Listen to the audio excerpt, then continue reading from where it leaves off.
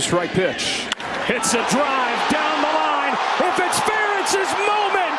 It is. It's tied. Judge has arrived.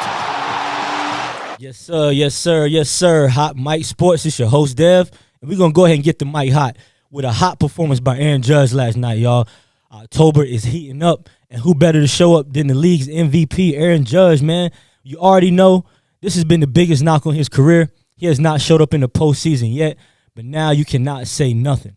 The haters cannot say anything, man. Now Aaron Judge is here, and including myself, we can now acknowledge Aaron Judge is one of the best players in the MLB officially now. We all knew he had the talent. He can hit a bunch of balls. He's built like a specimen. He's the best player at his position, but now Aaron Judge has finally showed up, and last night he showed up with a great performance. 3 for 4, game-time home run. He's batting 500 in the playoffs right now. So today we're going to give Aaron Judge the performance of the week, y'all.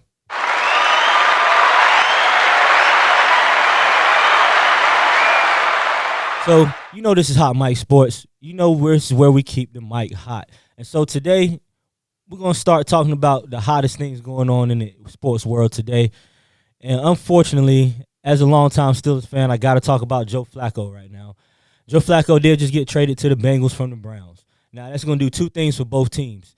For the Browns, it's going to allow Dylan Gabriel to be their starter officially, and it's going to bump Shadeur Sanders to the number 2 spot on the depth chart. For the Bengals, it's going to give them an experienced quarterback who can win them some games, at least until Joe Burrow shows back up.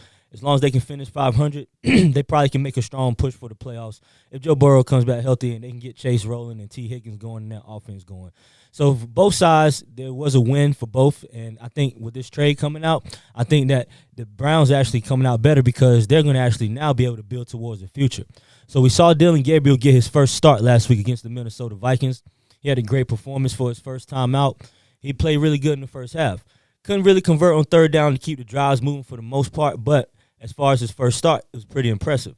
Now, with that being said, you got Shadeur Sanders, who's going to be the number 2 quarterback.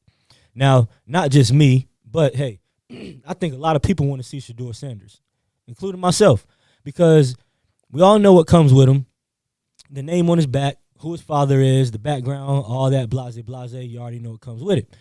Now, not only do you get the bravado, but you get the IQ, you get the potential. You know, we all saw Shadeur play college, and we saw him get better year after year after year. It ended up being CFB's least sack quarterback through the whole thing.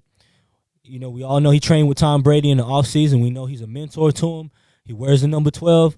So let's see what happens with Shadeur Sanders moving forward. I don't want to make it a big deal about it because we have yet to see him take a snap. But now he can start taking snaps with the second team. And who knows, now the Browns will really know what they have. And I always say this anytime somebody talked about Shadeur.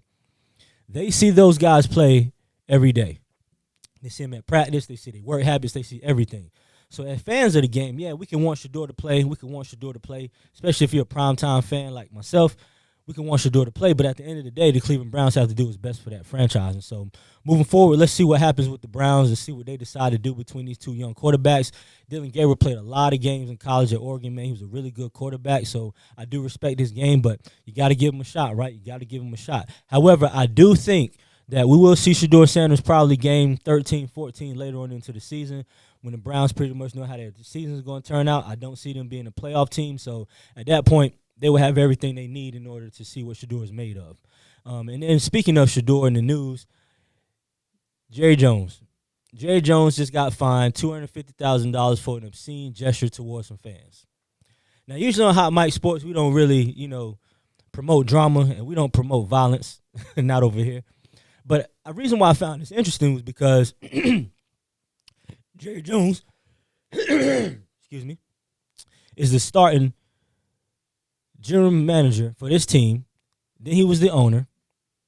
And now he's got his hand in everything. And so with America's being America's team, the Dallas Cowboys, everybody gets behind this franchise. You would think that you would carry yourself with a little more dignity, with a little more class. You would kind of get ready to be stepping out the way and let your sons take over this franchise, because in order for the Cowboys to move forward, I think we all know that they're going to have to let this franchise evolve. They're going to have to let them evolve into something and grow into something other than Jerry Jones having his hand in the playbook, Jerry Jones having his hands in the locker room, Jerry Jones having his hands in all the coaching staff.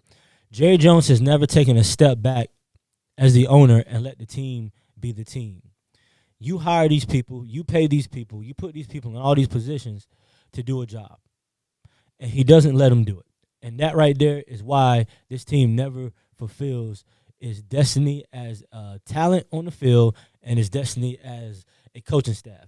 You've had winning coaches on this staff. You just had Mike McCarthy, not a great coach, but a good coach. He won you some double-digit games, took you to the playoffs, and guess what? You have a new coach this year.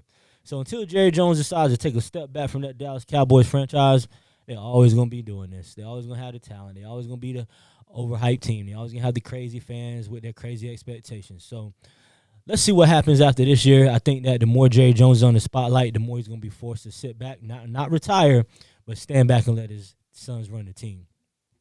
So that's pretty much what's going on in the NFL right now as far as the big news, and the MLB as far as the big news other than the Dodgers going up, trying to secure, that, and the Tigers trying to upset the Guardians.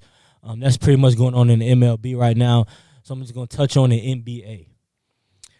So SGA, Shai Gilgeous-Alexander, just became the highest paid player in the NBA. Now, I don't care what a player is making. None of my business, none of my concern. My only concern is this. SGA was never, to me, the best player in the NBA. Especially right now when you have these two guys of Nikola Jokic and Luka Doncic, right? To me, these are the best players in the NBA right now. When healthy, nobody's better than these two guys. However, they're not the highest paid players in the NBA. Don't get me wrong, SJ's coming off a championship, NBA Finals MVP, League MVP. I understand, I get it. He did lead this team to the finals. He did lead them for the wins, and he was the best player on the team all year. However, if you're going to pay a man this much money, you better be able to invest the next 5 to 10 years in him, because the way it's looking right now with that Thunder's team, they're very young. You still have some young pieces. You still have Julius Williams. You still have Alex Caruso, Chet Holmgren. You have players to build around. And so you're going to need to be able to take care of all these players. But when you invest your whole bag in SGA, who to me is not a generational talent, I don't think that he's the best player in the NBA. And I think that this is one of those moves that in the long run that you're going to have to sit back and say, hey, did we do the right thing? Did we make the right decision? The only way this works out and the only way that this makes sense is SGA is able to get them back to the finals, win another league MVP, and win another NBA Finals MVP. If he can do that, then, hey, money well spent, right? But if the league figures this team out and this team breaks up for whatever reason, the Oklahoma City Thunder are going to be looking back at this and saying, hey, did we make the right decision? Could we have spent the money on free agents? Could we have spread the money around the roster and kept the team together? But only time will tell, right? And so let's see what happens with SGA and the Thunder. A lot of people didn't predict them to be in the NBA Finals last year, but they made it. And we'll see what happens this year as the NBA approaches us in a couple weeks. Let's keep our eyes on SGA and the Thunder and see how they come out to play this season. Now we're going to shift it to the Eastern Conference. And we're going to talk about one of the best players in the NBA, one of my favorite players in the NBA, one of the generational talents who, with all due respect, doesn't really get his flowers as he should. And that's Giannis Antetokounmpo. Giannis Antetokounmpo is the best player in the Eastern Conference. Nobody better than him. He's built like a machine. He's a prototype of everything that you would want in an NBA franchise player. However, the Bucks have failed to build a team around him since they went to the NBA Finals and won it. They tried Damian Lillard project. It didn't really work out. You trade away some of the best complementary role players on the team. It didn't really work out. Now we just finding out that the New York Knicks were going to make a trade for Giannis. I would have loved to see it because I think the New York Knicks are a player away from being an NBA champion. Can you imagine if they had a Giannis on that team? They'd be the best team in the East. Probably the best team in the NBA with Jalen Brunson. They're one piece away. And Giannis would have been that missing piece. Now, with that being said, what would the Knicks have had to give up for him? Who knows? We just now finding out that they were talking about the trade. The reason why I'm harping on this is because Giannis and Madison Square Garden, the New York Knicks would have been back better than they ever have been. They're back now, but if you had added Giannis on top of that, it would have been crazy in MSG next season. Not to mention the celebrities that come out to see the games. We're starting to see guys like 50 Cent come back out. You're seeing guys like all the latest actors and actresses and rappers and everybody coming out. And for a long time in New York, that stopped. we don't include Spike Lee because Spike Lee's a fan by default. He's been there since the Jordan era. He's been there as long as I can remember watching. But with that being said, now you have their fan base actually making a comeback. And we all know the NBA is better when the New York Knicks are good, the LA Lakers are good, and the Boston Celtics are good. So this would have been a big move for the New York Knicks to acquire Giannis Antetokounmpo. However, I do not think that this move is dead, all right? I think that the Knicks are going to spin the block. They're going to double back and say, hey, remember we were talking about Giannis. Let's see if we can put a trade together. Now, let's keep our eyes on that and see what happens. Because if that happens, that's going to literally shake up the NBA, y'all. And I think that if that does happen, then the New York Knicks will be the favorite to win the NBA championship next season. But, hey, that's all I know, man. But this has been Hot Mic Sports. This is your host, Dev. I thank y'all for tuning in to our weekly episode. We ask that you like, follow, subscribe.